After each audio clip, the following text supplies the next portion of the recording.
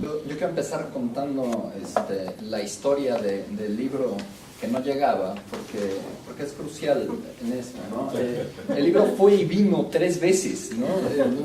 Se intentó mandar al departamento de la universidad, donde por usar mi nombre de Facebook no llegó. Se intentó llegar a mi departamento, donde por no estar el número del departamento, que era de muy mala suerte, es 1313, tampoco llegó. Entonces iba y venía, y esto viene a cuento, o sea, yo creo en el seguro azar, viene a cuento porque leo el libro inevitablemente desde donde leo todo, desde México, y hay que empezar diciendo esto, ¿no? Hay una diferencia fundamental entre México y Chile, que por supuesto es el golpe. Hay una serie de rasgos importantes que se comparten, ¿no? O sea, esa tendencia a la derecha, son países represivos, pero ni siquiera el 2 de octubre de 1968 puede compararse con el 11 de septiembre de 1973. Ahora, esto a su vez interesa porque me parece que hay una parte de las derivas críticas que a veces parecen divergentes entre los dos países, que acaso puede explicarse también por aquí, ¿no?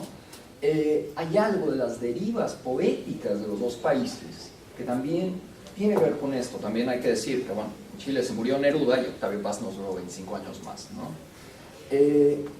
El acontecimiento histórico que estamos trabajando, que da origen a este libro, tanto a nivel poético como teórico, ha causado que la poesía y la crítica chilena a partir de los últimos años de la década de los 70 y en adelante sea al mismo tiempo deslumbrante y difícil de asimilar fuera de Chile, sobre todo en México, y leerla desde afuera, exactamente igual que las soberanías en suspenso. La poesía y la teoría chilena tardan en llegar, ¿no? Entonces, no sé, se acaba de publicar en México hace muy poco Los Sea Harriers, y acaba de salir ahora, esta semana, una antología de Thomas Harris. Entonces, os estoy siendo absolutamente literal. Toma 30 años en que llegue lo que sucede. Y ahora, ojo, de repente estas cosas pasan también en Chile, ¿no? O sea, si bien en México es imposible encontrar a Rodrigo Lira, en Chile fue imposible encontrar a Rodrigo Lira o a Patricio Merchán durante muchísimos años, ¿no? O sea, tiene que pasar desde el 84 hasta una revisión argentina para que reaparezca a Bolsimar. Ahora, a esto hay que agregar una cosa más.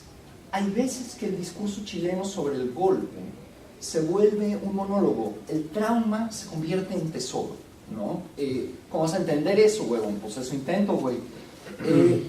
Ahora bien, ese monólogo, y es el intento de hoy, debe abrirse, sobre todo en la medida que el golpe, como muestra Villalobos, es un acontecimiento, algo que le pasa a Chile, como lo pone Willy Thayer, y desde allí nos siguió pasando a todos. Un desenmascaramiento de algo que venía sucediendo y que además el golpe mismo revela como continuidad. Algo que revela, tanto para Chile como para el resto del continente. En Chile, lo que se muestra es la verdad de lo que venía y que nos tocó a todos después. Entonces, el diálogo está al mismo tiempo cimentado e impedido por el golpe de Estado es necesario y urgente. Desde México no hemos sabido todavía cómo crear este diálogo. Al privilegiar la historia del terrorismo de Estado, es aquello que pasa allá, hay una carencia exceso que lo dificulta. La teoricidad de los países del Cono Sur tiene que ver desde nuestra paralaje con un intento de negociar el trauma de su terrorismo de Estado. Y esto es algo que se percibe como excesivo y aparta a la Academia Mexicana de un posible diálogo, que sería productivo en la medida que desde afuera, fuera de los surcos establecidos por cierta retórica, puede observar las cosas que son puntos ciegos para los que hablan desde adentro. En este ir y venir de la crítica, apenas se han realizado algunas aproximaciones, no sé, Rodrigo Cánovas escribiendo en el Colegio de México sobre escritores judíos en México, Fabián Bradú y Jacobo Sefami escribiendo sobre Gonzalo Rojas, y todo el mundo escribiendo sobre Bolaño. Lo que me interesa decir aquí, lo que me interesa traer a cuento, es cómo la poesía se ha adelantado a la crítica.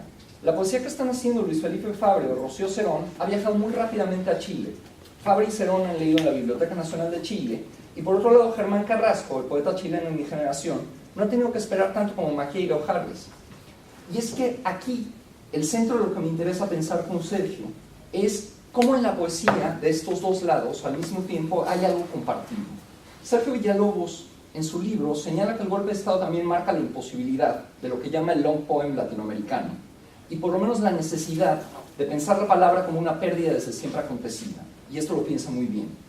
Pero lo que sucede, y que probablemente sea materia del siguiente libro que ya está escribiendo en este momento, ¿no? O sea, Alberto lo está tuiteando y Sergio lo está escribiendo. No son los libros que aspiran a ser el nuevo poema épico ni su contrafaz. El surgimiento de estos libros, tanto en Chile como en México, pero también aquí en los Estados Unidos, también en Argentina, lo está haciendo Mónica de la Torre, que es una poeta mexicana que escribe primordialmente inglés desde Nueva York, pero lo está haciendo también Yango González en Chile, lo está haciendo Marisela Guerrero en la Ciudad de México, lo está haciendo Martín Gambarota en Buenos Aires. Ya no están en un anti, están usando materias fragmentadas, otras moléculas, que ya no son ni los gordos protones nerudianos, ni los electrones salvajes de Parra. Están en una partícula subatómica que no tiene nada que ver con esto. Lo que persigo es el intento de crear libros de poesía que no sean poemarios, pero tampoco long poems, en el sentido que la frase tiene o había tenido. Libros cuya unidad mínima no es el poema, sino el libro mismo.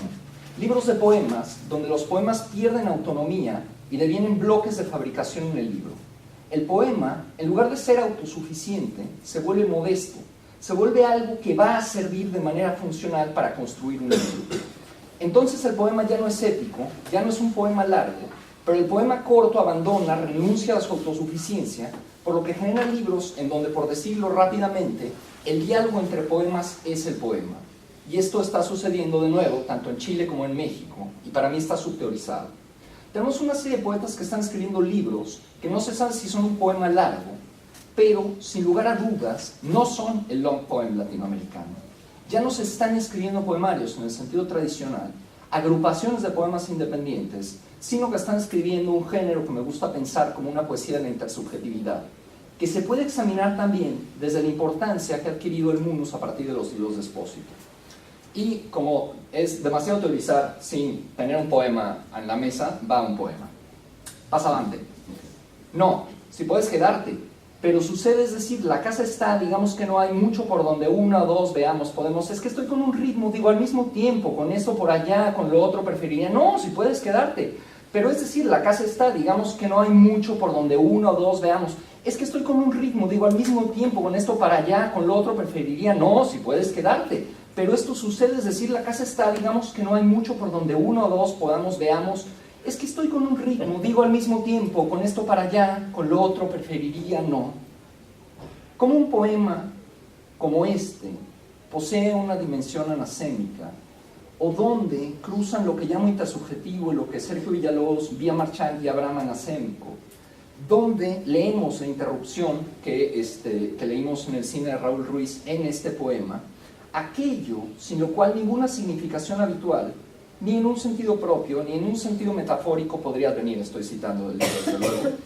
No anuncian estos versos una significación que no adviene, que se posterga pero al mismo tiempo está en su propia circulación, y al postergarse le cede a otros versos, la cede a otros versos, no solo estos que pueden estar colgados de una coma al final del poema, sino el resto del libro, y prefiero cortarlo aquí para dejarlo en forma de pregunta.